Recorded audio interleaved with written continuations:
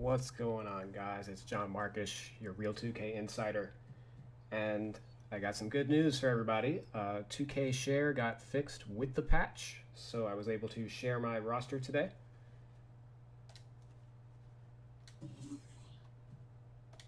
So, user created. Uh, Here I am. It normally would appear for everywhere else, somewhere in this top portion, but for the user, it's always at the bottom. So anyway, I'm going to load up the file and explain what changes I made and what the plan is for this project going forward. So right now, I've edited 5 or 6 different teams completely between player ratings, badges, and tendencies, as well as a couple other things. So, which are just like the Sixers, Bucks, Bulls, Cavs, Grizzlies, and Hawks. I'm going to work on the Rockets later on today. Basically, I'm focusing on the all the teams that are not still active in the playoffs because none of their stats or anything are finalized yet. So I'm working off teams that have completed data for the 2020 season. So Celtics and the Heat, I won't get to them until after the conference finals, depending on which one gets eliminated, as an example. So let me switch over to ratings. So I guess we could start off with like the 76ers. I'm going to break down each team individually in separate videos, but just wanted to like showcase some of the changes that I made, like attribute wise, and also just to explain part of who I am and what the Real 2K Insider is, what Real 2K Rosters is about. Is I've been editing rosters since NBA 2K3, so this is going on 17, 18 years now that I've been working on this game. I have more experience editing rosters than any current roster editor, and that includes the ones that are employed by 2K Sports. So I have a lot of experience working on this stuff, and I like if you ask me questions about like how things were done 10 years ago, 15 years ago, I could probably remember. I've been through all the evolutions. I've had to adapt my systems over the years, and I'm excited for what's coming in like next gen, how we're going to evolve moving forward. So one thing that I do is I use all the formulas that 2K Sports does to create more. Everything is like more seamless from my version to 2K Sports. I don't want like I've downloaded other people's roster files and then ran a game, and everything played out like completely like there's a lot of people who use like separate sliders for their game. I don't make sliders. I'm trying to keep my stuff uniform with 2K because 2K adjusts the gameplay on a year-to-year basis. So it doesn't make sense to me to tweak things to like try to create this like perfect game because it's just never going to happen. And I'd rather things be uniform and let 2K be a game developer rather than me trying to pretend that I'm a game developer. So that's why I try to keep all of my rating formulas uniform with what 2K does. I'm just more, how shall we say, consistent with my application of them. They usually only focus on a lot of the top players, and I focus on everybody. So that goes for like their shooting ratings, their rebound ratings, steals and blocks, basically anything that's like a counting stat, traditional NBA stats. Those are all going to be those all have uniforms that they use, and I've adopted those. So other changes I've made is the dunk ratings. Dunk ratings they haven't updated in years, and I have a good idea of what 2K's formula is for the dunk rating. So I've just updated that across the board for the entire NBA. So we'll see here with like the Sixers, Joel Embiid, 75 standing dunk, 70 driving dunk. He's his standing dunk is much higher, and he's not actually a big time dunker. He's just more of like a post player. When I think of like the standing dunkers in the NBA. These are the guys who like Mitchell Robinson and stuff who just like stand in the dunker spot waiting for lobs. Players who get a lot of lobs are usually going to have high standing dunk ratings. Like Norvell Pell would be a great example of that. He's more of a lob dunker than he is like a traditional driving dunker or whatever. Whereas like Ben Simmons, for example, he's somebody who's very dangerous on the drive. He the best dunking point guard in the NBA. He's almost, I mean, he's barely even a point guard to begin with because he's 6'10". But uh, you know, and we see like the Shake Middleton had like two or three dunks this year relative to the number of minutes that he played. That's not a lot, so he's got like a 55. Raul Neto's dunked once in his career, so he's got like 30. Matisse Thybulle, I think his dunk rating went up. He dunks a lot, and that's really basically if he drives to the rim, it's either a dunk or it's a missed layup. That's why his layup rating is in the tank. I think he shot like 35% on layups this year. So if it wasn't a dunk, it was pretty bad for him, as like an example. So that's what I did with the dunk ratings, and I'm going to continue to do that for all the other teams. I've improved defensive ratings. 2K, like, their defensive ratings are all kind of bland. They have, I'm going to actually jump into the full edit mode because they're actually missing, they don't have pick and roll defense listed on the quick edit page. So I've got like Ben Simmons here, 90 pick and roll, 90 help, 80 perimeter defense, 70 post defense. So the way that 2K has everything rated is like kind of like a blanket. Like players that are 85 are going to be like 85 in everything. And I want to give more of like an individual distinction. Let's get out of Ben Simmons because he's a great all-around defender. Let's use Tobias Harris is probably a good example.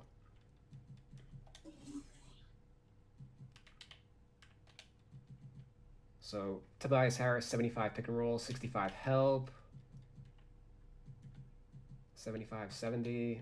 Even that's not as big as wide of a range. But basically, I want guys that a player could realistically have a 90 pick and roll defense rating, and then like a 60 perimeter defense rating. Just because you're a good man-to-man defender doesn't mean that you're a good off-ball defender. James Harden would be a good example of that. I haven't gotten to the Rockets yet, but like James Harden's measurably one of the best post defenders at the guard position in the NBA, like by a mile, not remotely close.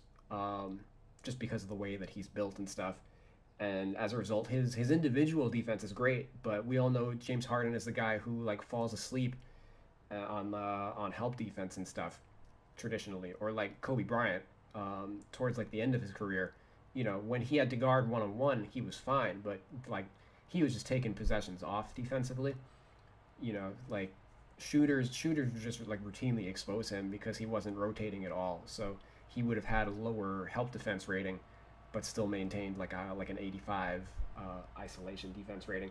So that's one change that I wanted to do for the defense to separate myself from 2K a bit. I revised the athleticism scales a bit that they have. Let's actually go to the Bucks real quick.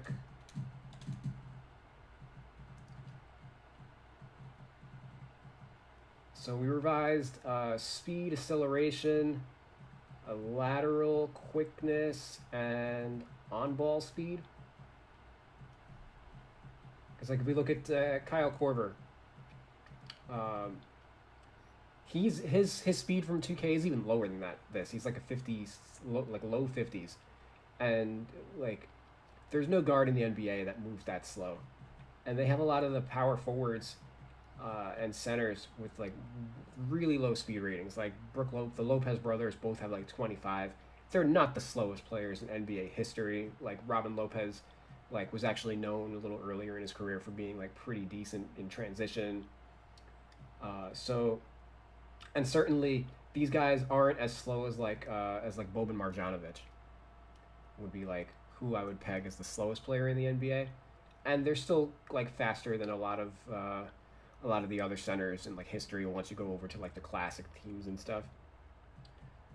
And the way that they have it rated, like the players being rated so low in speed, it means like Giannis has a 90 speed rating in 2K's roster.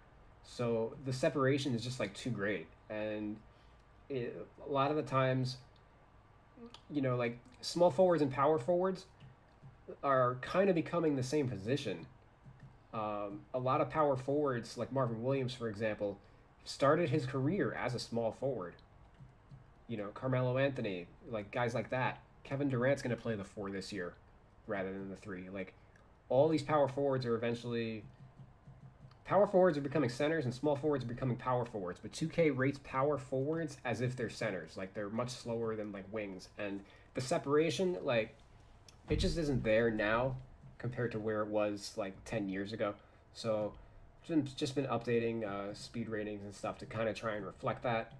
The Bucks aren't a great example because they have a lot of traditional fours, but if we went to say, how do the Cavs look? The Cavs kind of have traditional fours too. Well, okay, I haven't done the Celtics yet, but like Jason Tatum would be like Jason Tatum a 79 speed versus Giannis having like a 90. His speed rating will go up for sure. As an example, but it's an example of somebody that like 2K suppressed. Brandon Clark, actually, great example.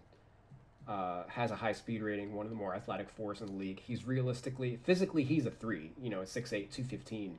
There were questions of whether or not he could play the four to begin with in the NBA, and he's proven that he can. So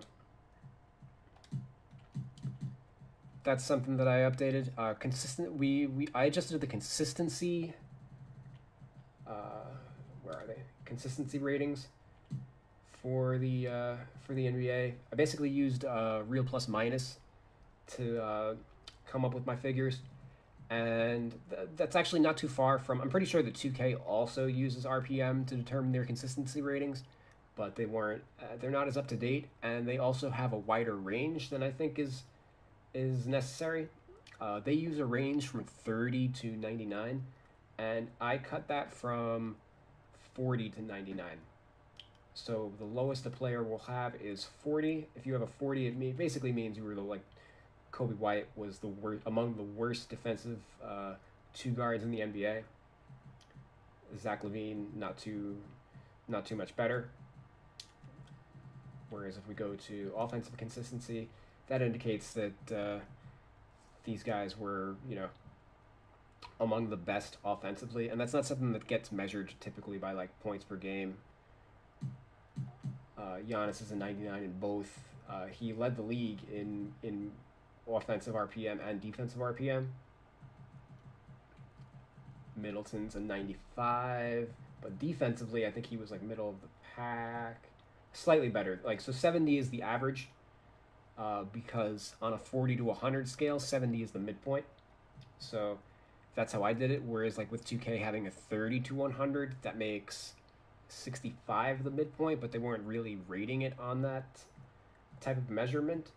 So I just wanted to update it. Plus, I just don't think that I'm okay with Kobe White having a 40 defensive consistency rather than a 30. It like plays around with the overall too much if you have a really wide range. It's already a struggle to get like Kobe White to a 76 relative to like I think he's slightly underrated at 76. I probably want him at a 77 or so, but because of how bad his defense was, he can't really get too much higher than what he's at. And if he was a 30, he'd be even lower. So I also instituted an intangibles scale. 2K, and I've been notating some of 2K's intangible ratings. Some of them are just embarrassing, and I think I'm gonna dedicate a video to it.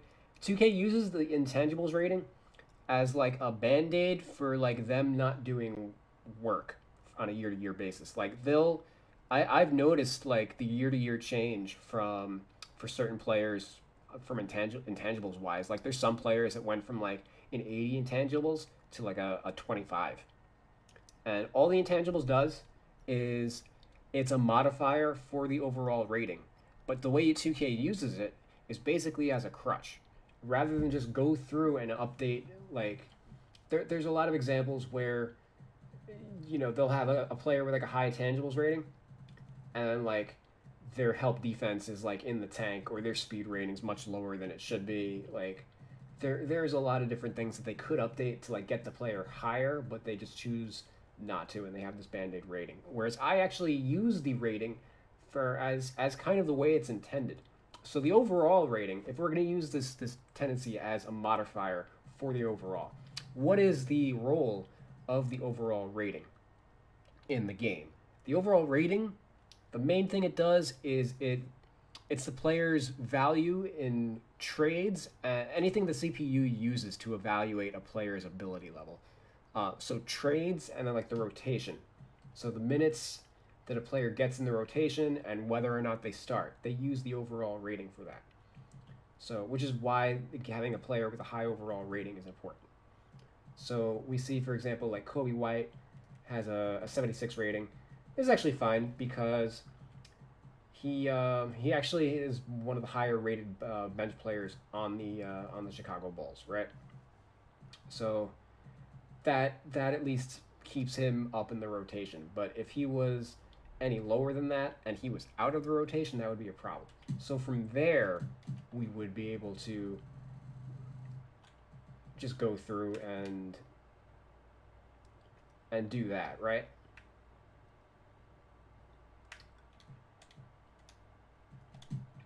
But the way I have it set up now is I basically have a scale of 50 to 99. So players that are a 50 are guys who are mostly in the G League. These are all project guys. They barely saw any time at the NBA level. Mostly anybody with a two-way contract is going to have a 50. This keeps them at the very bottom of the roster.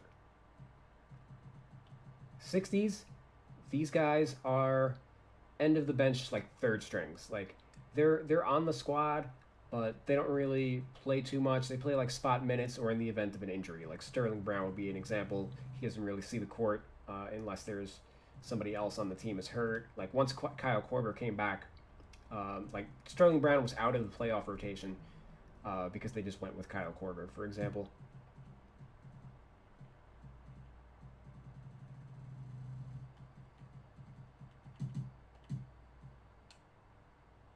Oh, I didn't update. Oh no. All right, well, Kevin Love, I forgot to update. All right, so Kevin Love, and let's see how this affects the overall rating. All right, he jumps up 2 points. Cool.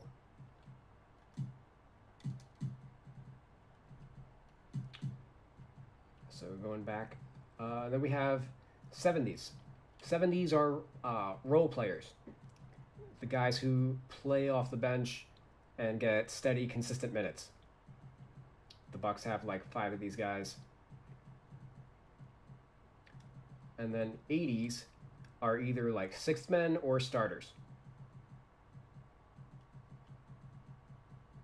So Bledsoe, Matthews, Lopez, DiVincenzo, George Hill.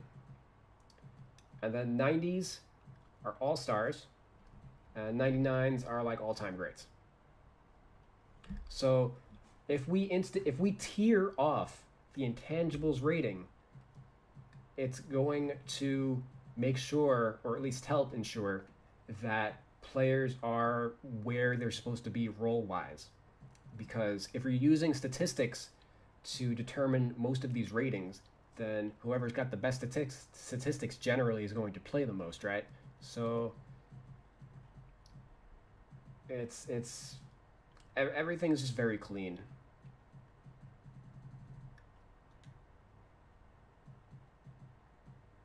Whereas like Frank Mason's at rating, actually, let's touch on that real quick. Frank Mason has a 50 intangibles, which helps mitigate his actual effectiveness. He has a 77 overall rating. And I have him this high because he actually played well at the NBA level. And he's someone that probably is going to have a bigger role. Like Milwaukee, like elsewhere, he either is going to Europe or he's going to be a backup in the league next year because he was MVP of the G League. There's no way he should have been on a two-way contract. He was already a 3-year NBA player prior to this. Like there's just no way that he's not going to be an NBA rotation player moving forward. If he was on any other team besides Milwaukee, he would have played more. So I have him with a 77 overall rating because his consistency rating is, or not consistency, his intangibles rating is only a 50. If he had a higher role in the rotation, like let's say he joins the Atlanta Hawks, let's say, as their backup point guard, he would jump to his 70 intangibles, and that then boosts his overall by 2 points. So while Fred Mason being a 77 here, he didn't play the amount of minutes that you would typically expect from a player with that rating, but that's kind of a decision of the team. Like they just wanted to rock with these two guys as their point guards, and they never really got hurt. And when Bledsoe did get hurt, they usually went with DiVincenzo. So they just had a desire to keep a thin bench and like rely heavily on their key players rather than on like. Also, there's an issue with like the two-way contracts. You can only use these guys like 40 days out of the season. So they basically looked at Mason as like an emergency only type of player. He got most of his minutes during the bubble, and he actually played pretty well during that stretch, which like ended up boosting his overall rating from what it was pre-bubble. He had like a 74, 73-ish rating prior to the bubble games, and that jumped up to a 77 because he was really effective. And when you play a small amount of minutes, that's usually what happens. Sample sizes typically are a little more wild when it's 300 minutes versus like 3,000. So that's these are all the changes that I did for the ratings. So let's move on to the badges. I'm going through and re-rating every player's badges. 2K added a bunch of, based on my research, 2K added a couple different badges to players. I'm trying to find I'm just gonna go into the edit system because the way that they have it listed on Quick Edit, like it's impossible to find anything. But the main badges that they added for players are Pump Fake Maestro. Jesus Christ, where is it? Pump Fake. They added Pump Fake Maestro for a bunch of players. Pass Fake Maestro.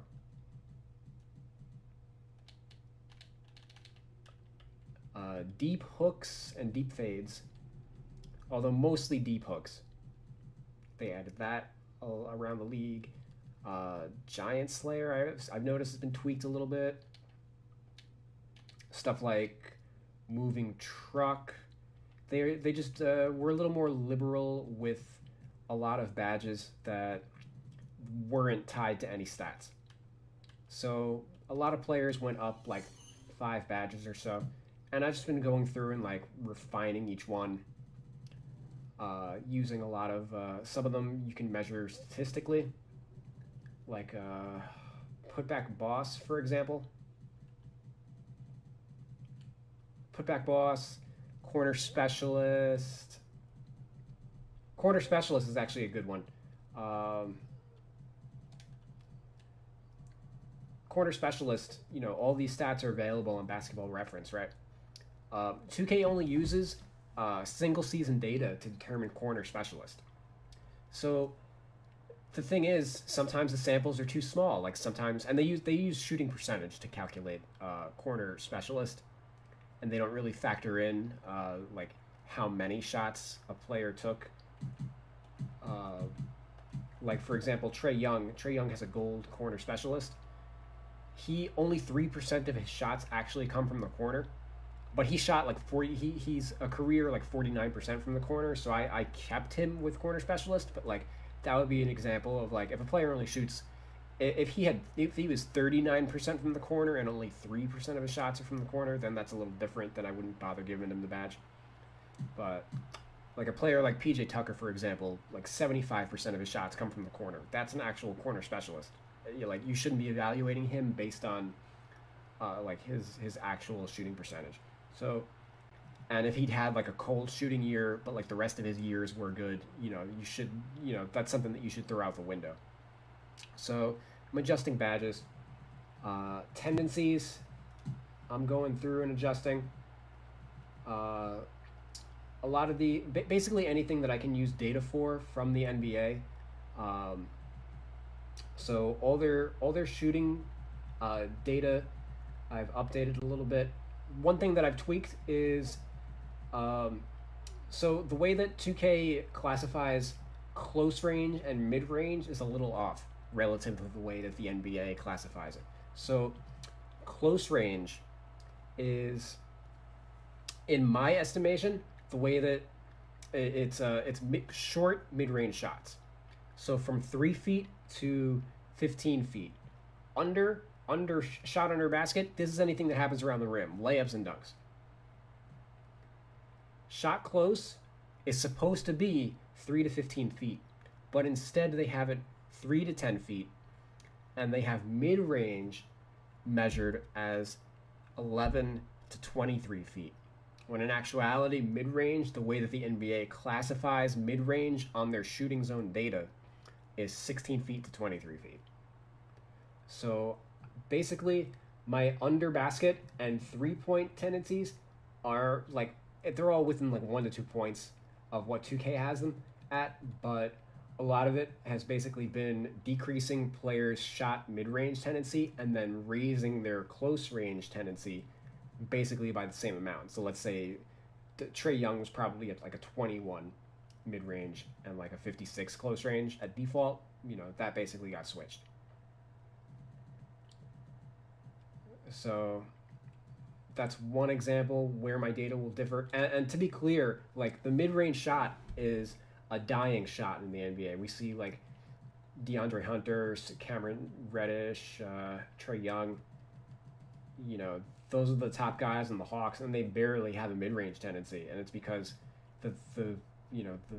that shot, as we all kind of know, has just been disappearing from the NBA. Certain teams still rely on it, others are just completely getting rid of it, and the Hawks are an example of one of those teams. The Bulls are an example of one of those teams that don't really utilize the mid-range shot, aside from their perimeter scorers. Like everybody else is on strict orders to not take that shot. The Bucks still take that shot. Really, Chris Middleton does.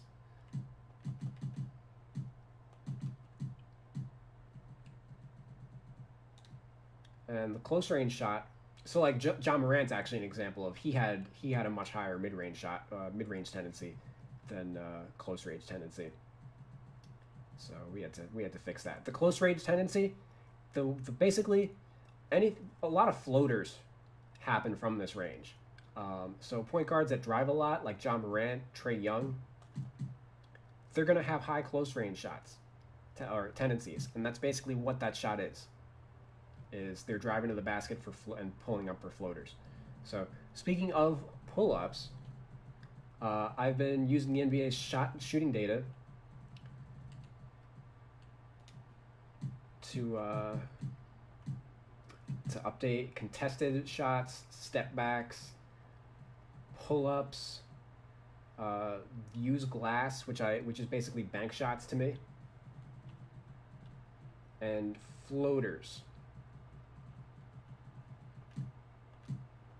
So speaking of floaters, those are the top guys in the Grizzlies, and this data actually works out because we can then use it to give out badges. So I can very easily see, oh, John Morant is he basically takes, what this number means is he takes 4 floaters a game. That's what 39 means versus like 46.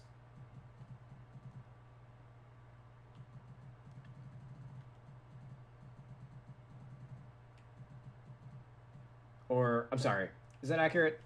Let me actually cross-reference my data.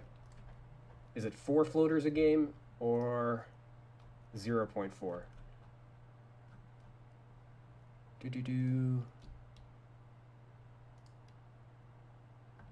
Okay, so no, it's 4 floaters a game. Ja Morant took 225 floaters in 2,000 minutes.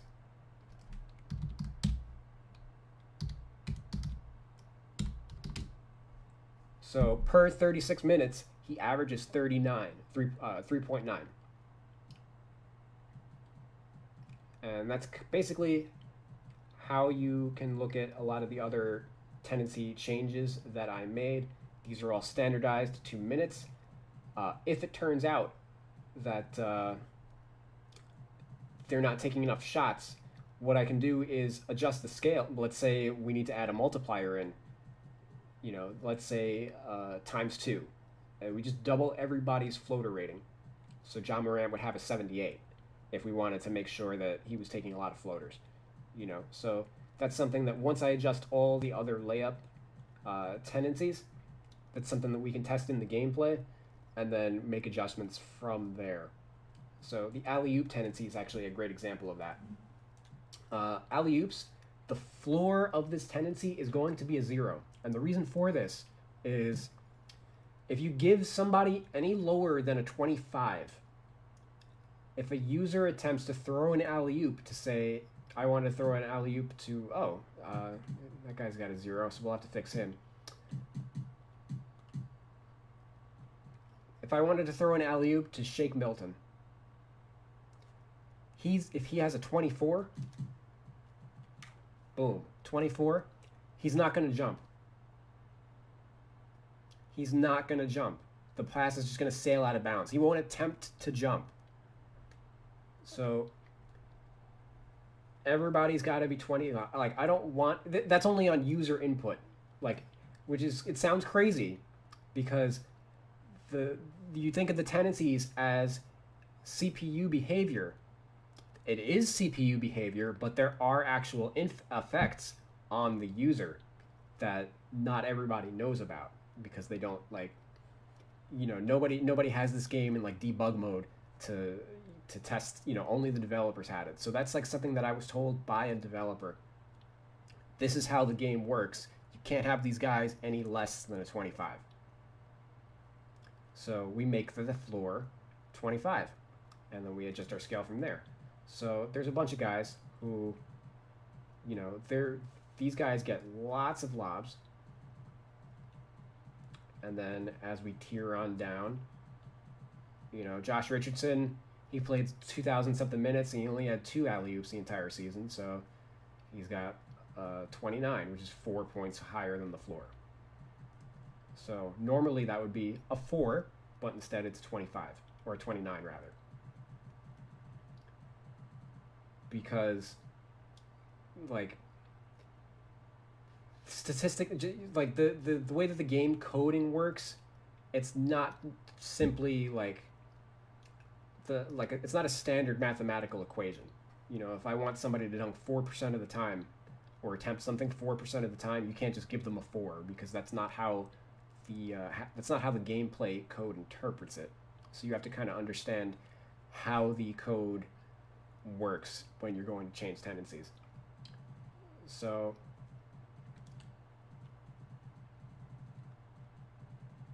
that's more or less what I've changed so far with the tendencies in this year's game. There are going to be other changes that I make, but that's just what I wanted to start out with. Oh, I also updated touch tendencies, and then isolation, post, and play discipline.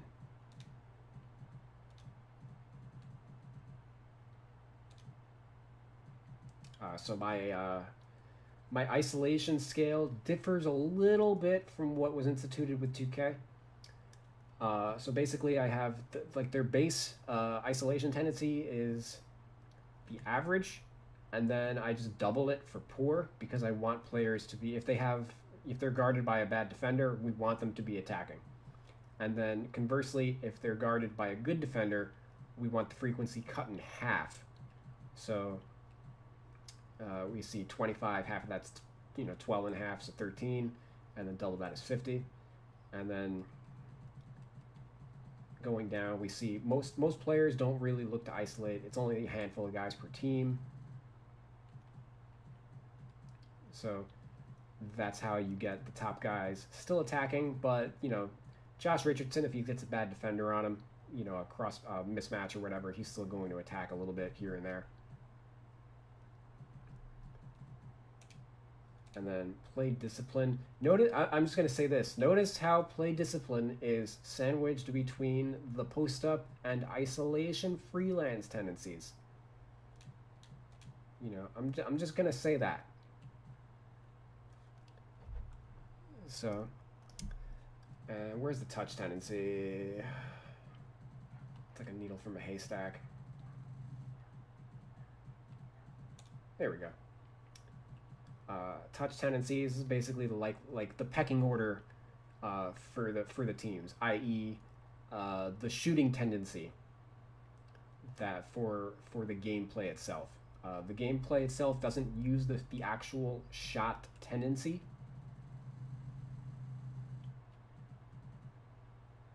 Over here, this number is only used in the my career, my GM, whatever it's called, like the season mode. It's used for basically for sim stats. So the touch tendency over here is just a modified version of the shot tendency, and it's a little more consistent with like player tiers. I guess I would say, like the shot tendency is going to be more team specific. Like, for example, this didn't actually happen, but like Alec Burks played for two teams this year, the Golden State Warriors and the Philadelphia 76ers. On the Golden State Warriors, he was like the go-to guy, right? And on the 76ers, his usage rate actually didn't drop because he was a featured offensive player off the bench. He was their sixth man, basically. But if he entered like the starting lineup with Embiid, Harris, everybody else, his shot tendency would have dropped because he would have dropped in like the pecking order. Whereas like with the touch tendency, he could still have you may not necessarily even need to adjust him, because in the event of a trade, he would still be like a lower than Embiid and Harris already. So there wouldn't be as much of a need to adjust. So, and then player data. All right, so I adjusted everybody's player weight. Player heights are mostly correct. There was only like one or two guys that were off, and those are all guys that joined in the bubble. Like Jalen Adams, for example, was still listed as 6'2" and 185, whereas like he joined the Blazers and his new height and weight was 6'0" and 225, which is wildly different. He was really the only player that I can think of that needed their height adjusted, but a lot of player weights were off. I use player weights to determine what a player's strength rating is going to be, so I just always try to keep those up to date, as I do use that number, and it does make sense. Like for example, Norvell Pell was 215 at default. Here is 231. So once you take the player's weight and like compare it against their strength, you can kind of see like a scale. For example, like Norvell Pell having a 70 strength, Mike Scott having a 75. He's a couple pounds heavier, but also his height to weight ratio, he's a stocky 6'7", whereas Pell's a little taller and lankier, so he would have a lower strength rating as a result. So that's where the weight comes in. I updated all player positions. This is all relative to the 2020 season, and I'm going to be updating these based on what happens in free agency. So Ben Simmons actually is a good example of player position. So he played the vast majority of his season at point guard, but he, how many teams have I done? I've done five or six so far, but like five or six completely. So, and I work at about a pace of like one team a day. So by the end of the month, I should have most of the teams done. The goal is to have all the teams done heading into the off season, which will be like the first time. I'm super ahead of the curve for like where I normally am at this time of the year. So I'm excited for what that's once everything's done. Like that's going to be allow me to work on other sub projects like fleshing out the rest of the tendencies. So I'm pretty excited about all that. But focusing on Ben Simmons' position, for example, late in the year they decided that they were basically for the bubble. They want to Shake Milton to be the starting point guard, and for Ben Simmons to be they're going to look at him as like a power forward moving forward. Um, he played the vast majority of his time at point guard. He got hurt like 3 games into it, so I just left him at point guard. Who the new coach of the team is gonna give us a better picture of whether or not we're making that switch. Because Al Horford, he started most of the year at power forward, and he makes like he's not gonna be easy to move. He makes $28 million a year, so I just wanted to leave him as the four. If it looks like he's going to be coming off the bench for the rest of his tenure in Philadelphia, then we'll make that switch. But and also it doesn't hurt that like the Sixers, we're really thin, and I'm kind of gearing this for like what things are going to look like in free agency. Because really quick, I guess I can. Where is it? Positions. So here's what the actual team kind of looked like based on how they were running things.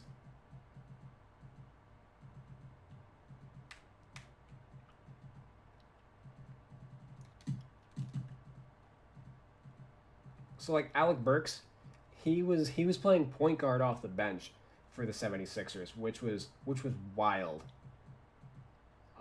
And traditionally he's been a two guard for his entire career, but if I was just using this as like the 76ers, like this was their if I was evaluating this as like the season roster for like 2020, I would have their positions broken down like that. But because moving forward, Alec Burks is most likely going to be a two guard wherever he ends up. It's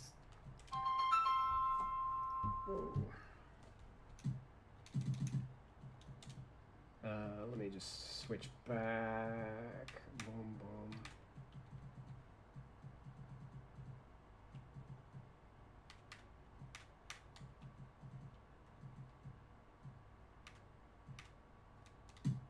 Okay, like so. I guess actually, from here. Let's go into the rotations. Updated all the rotations. Right now, I have anybody that's a free agent. I took out of the rotation, as I am gearing up for the off season. I'm going to talk about that in team specific videos. So we see like Alec Burks, Glenn Robinson. They're both free agents. Those are the key guys that they picked those guys up in trade. Glenn Robinson barely played, and Alec Burks, he was a key figure off the bench, but like because they have Korkmaz and Thibault, like I don't expect him to be retained. Actually, Zaire Smith, let's bump him up, and Pell.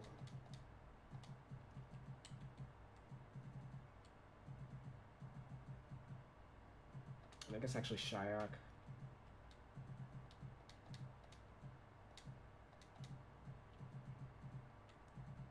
As these guys are still under contract, they should be up on the rotation. Boop. Okay, so let's go into the actual rotation. So we see Ben Simmons, because his secondary position is power forward, he actually logs power forward a substantial amount of power forward minutes in the rotation. And if you were to shift his position a little bit, things would change.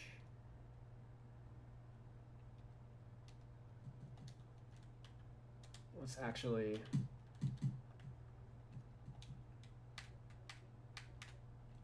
make that change. Actually, okay, let's just leave him as a point guard. And yeah, so secondary positions have a big impact on the rotations for teams.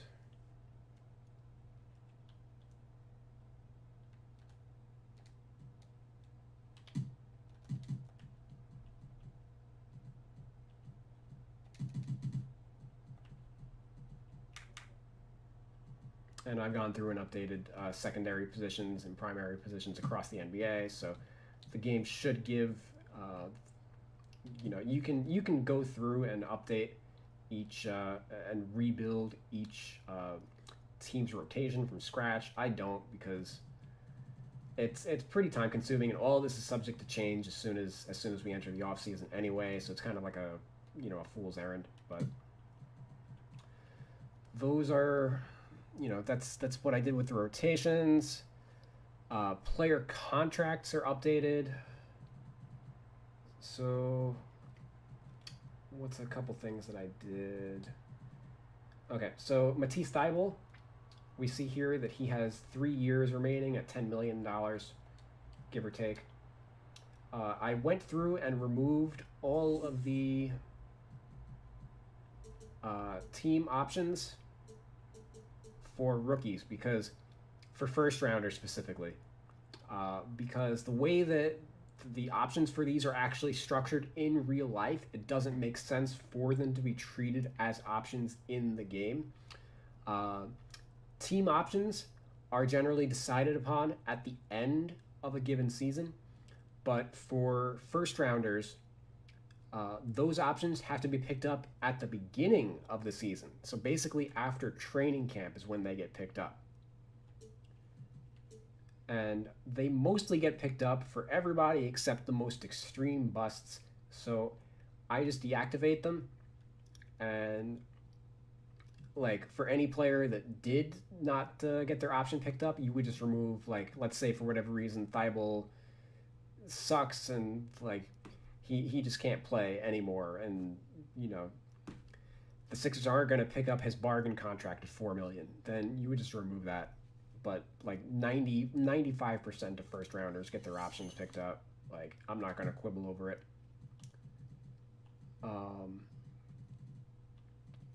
Mostly all the salary information.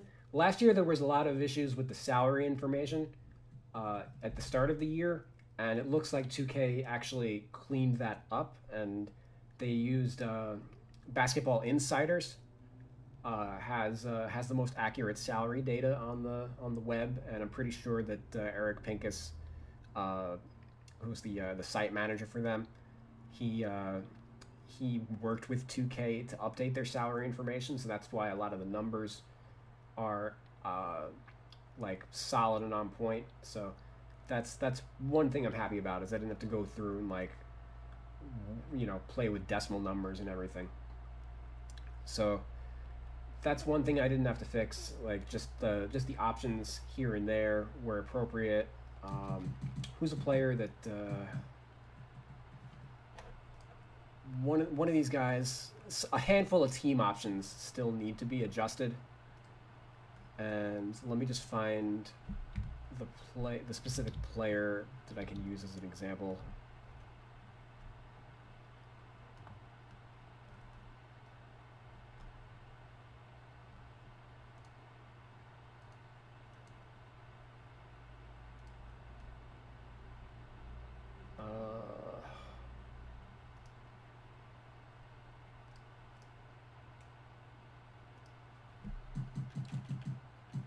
We can actually talk about Al Horford real quick.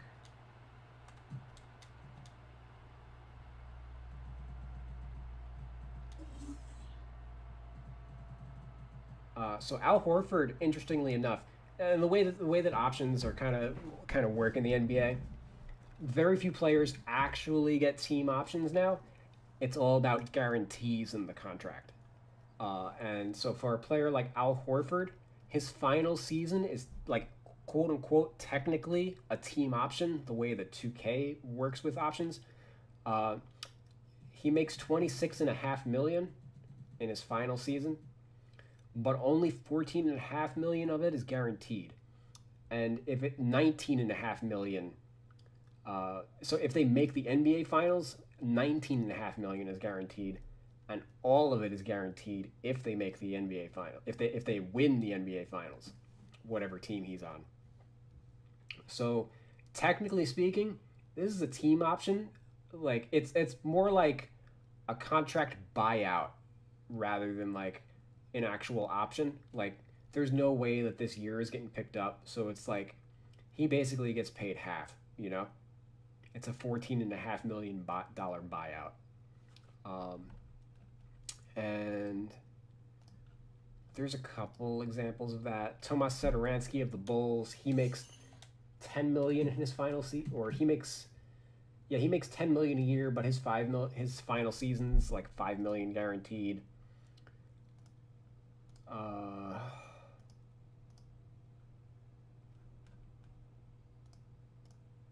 oh, okay, it's Justice Winslow.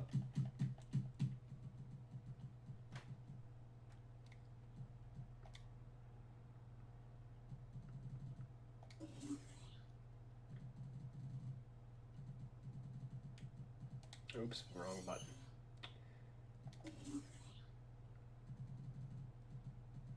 Yeah, I think I had to give him a team option, because his final season is not guaranteed. That probably won't get picked. Like if he gets hurt again, there's no way it gets picked up.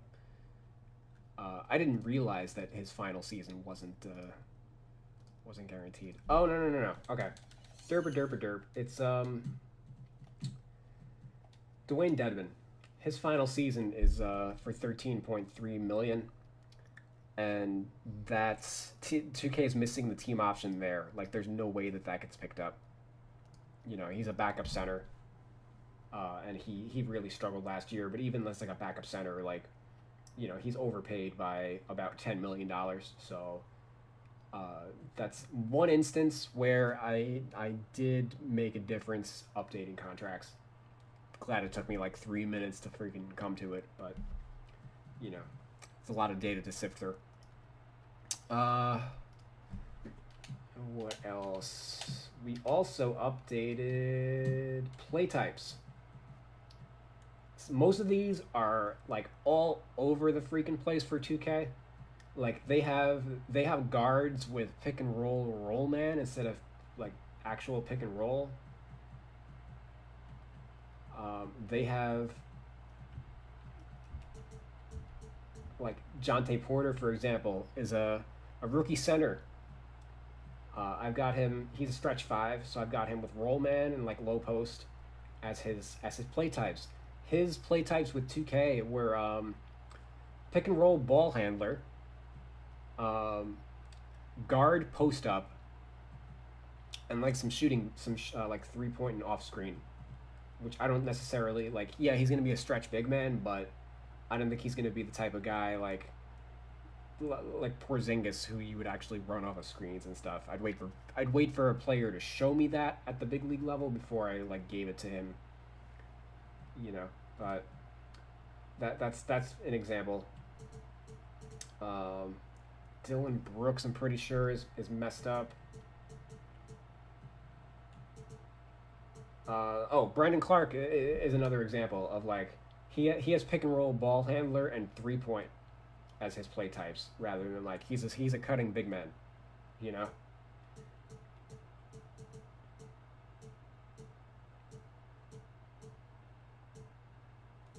So that's one change that I've made. They updated play types once like 3 or 4 years ago, and they haven't touched them since. And a lot like the new players that they add are just like all over the place. Like whatever data source that 2K is using to like template and copy and paste is like messed up, and the bad play types are just spreading like wildfire. And God forbid they pay somebody $10 an hour to like go through and fix all this. But that's something that I very quickly. It takes maybe like 10 minutes a team to look through the data and update it. So Y2K can't do it. I don't know, but that's something that I've been working on. And then finally, slowly but surely updating staff details. So I went through and updated every coach's uh, badges, and the years left on their contract.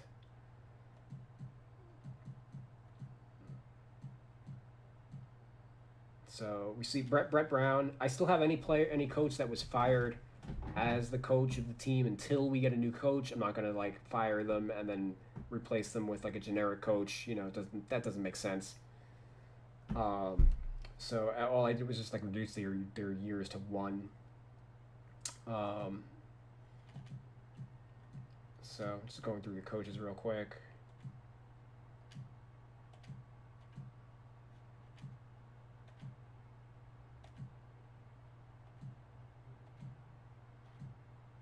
And some of these are just freaking awful. Like Rick Carlisle had a D for offense. The dude has coached the map one of the best offensive teams over the last like decade and a half.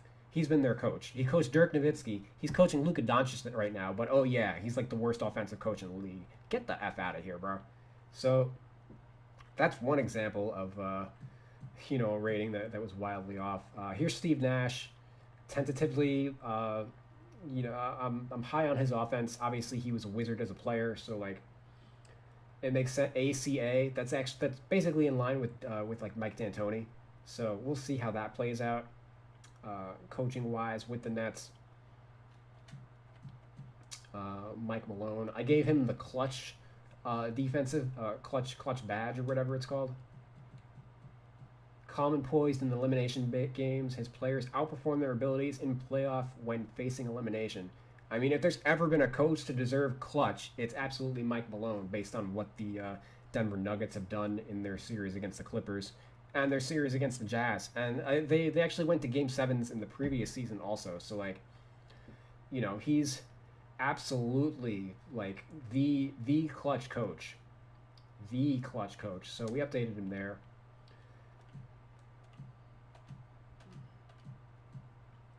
Nick Nurse, great across the board.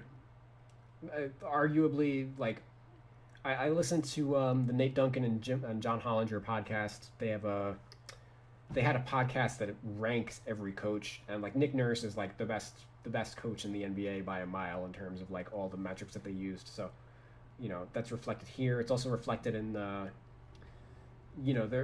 what they did the last 2 years. Obviously, he won the title in his first year as a head coach.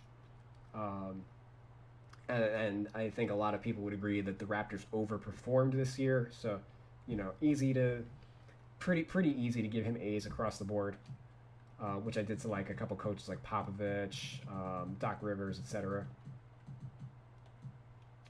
There's D'Antoni, who just announced today that he won't be rejoining the Rockets. Note that I gave him a short timer badge because he's always seems like he doesn't stay around for very long with any teams. He's the Larry Brown of his generation, except he's inverse. He's an offensive specialist rather than a defensive coach. So he's been pegged for the with the or not pegged but like linked to the 76ers and Pacers. I think he makes a lot of sense with the Indiana Pacers based on how their roster is constructed. I can only imagine him with like the 76ers, like Ben Simmons would end up being the center and they trade Joel Embiid for like a point guard or something. But there's no way that D'Antoni like coaching Ben Simmons as a point guard would just like never ever freaking happen. So we would absolutely, if D'Antoni became their coach, switch his position from point guard to power forward for like, or even center for like the rest of history or whatever. Uh, Popovich, Monty Williams, Billy Donovan's a free agent. And then we also adjusted assistant coaches.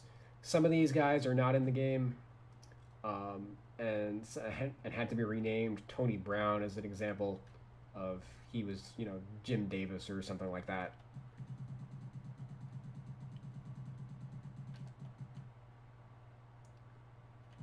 Udoka is a top coaching prospect.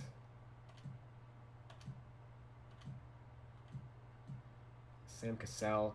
It's funny. The Tyrone Lue's actually missing from the game because the Clippers always have a loaded coaching staff. Like all their lead assistants usually get head coaching jobs. They have Tyrone Lue and Sam Cassell. Sam Cassell's already been linked to the Rockets job, so at least he's here. Unfortunately, if Tyrone Lue joins the team, we'll have to add him or wait for 2K to like re-add him or whatever.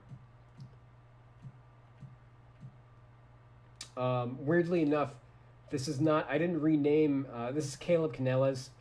I didn't rename him. He's actually Mike Woodson.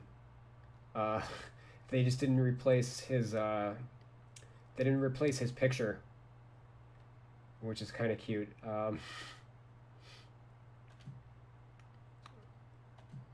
Jason Kidd. Oh, so yeah, Jack Vaughn's gonna be the lead assistant for the Nets, so we just slid him over to the assistant coach position.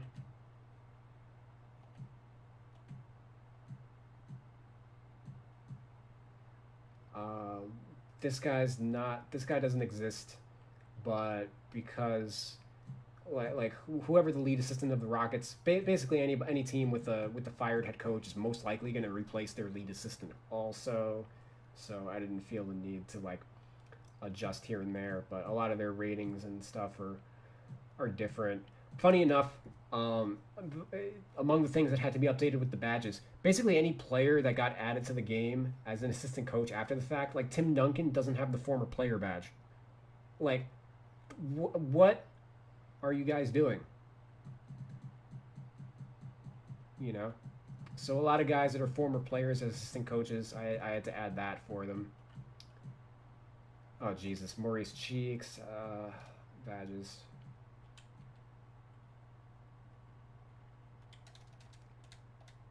Boom. He's an interesting option for the Thunder because he was their lead assistant under Billy Donovan, and he's got head coaching experience, so they would be able to just like promote if he was interested.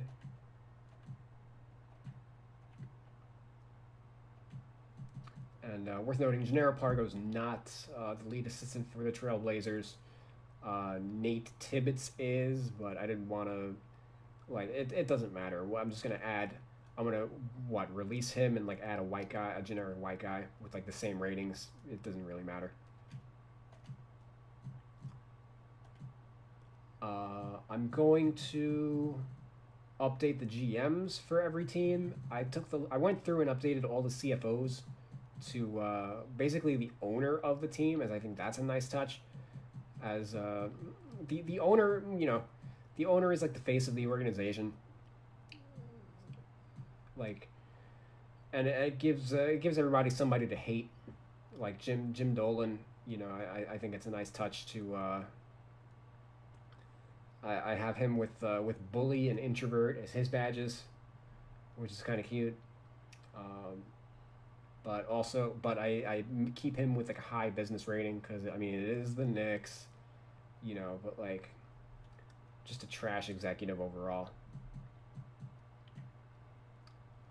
Michael Jordan's an average businessman, and he's a bully, but he's got potential to be a good owner. So hey,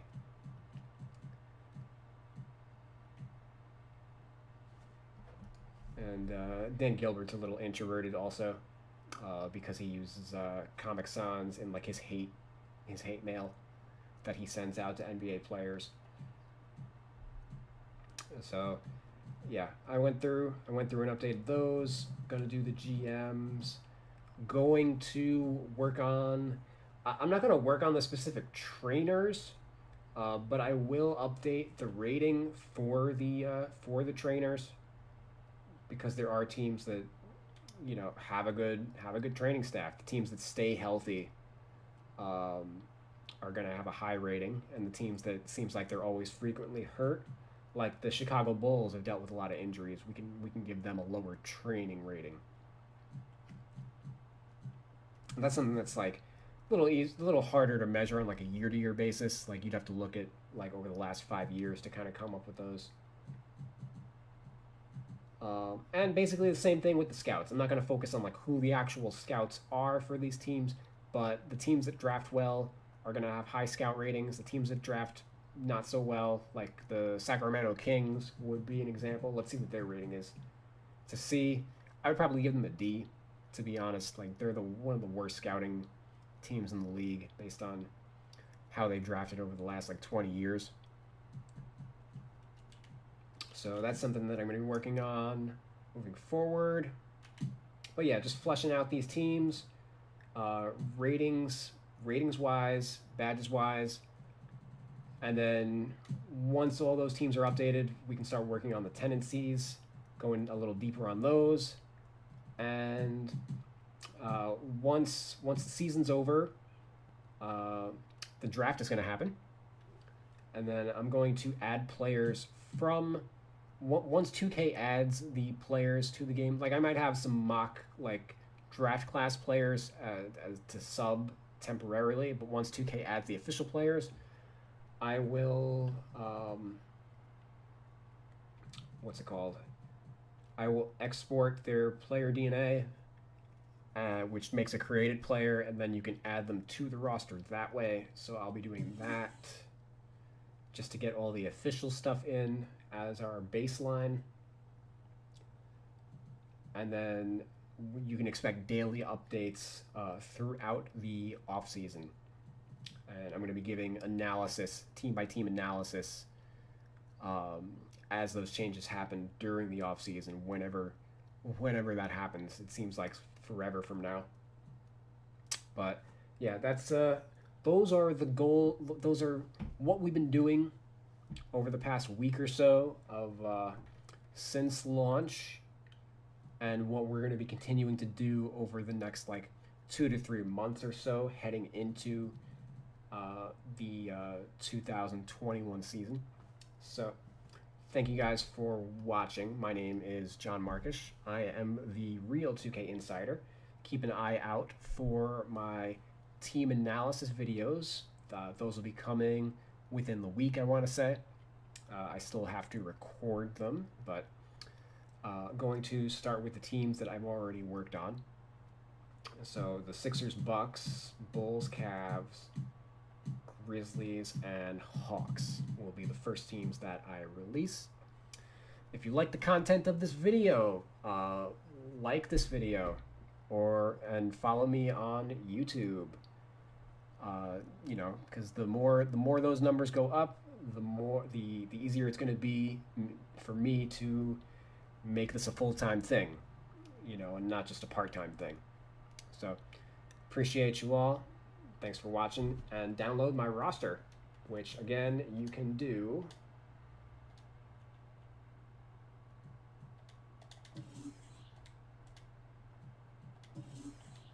go into user created roster, and if it's not on the list, you just search online ID, real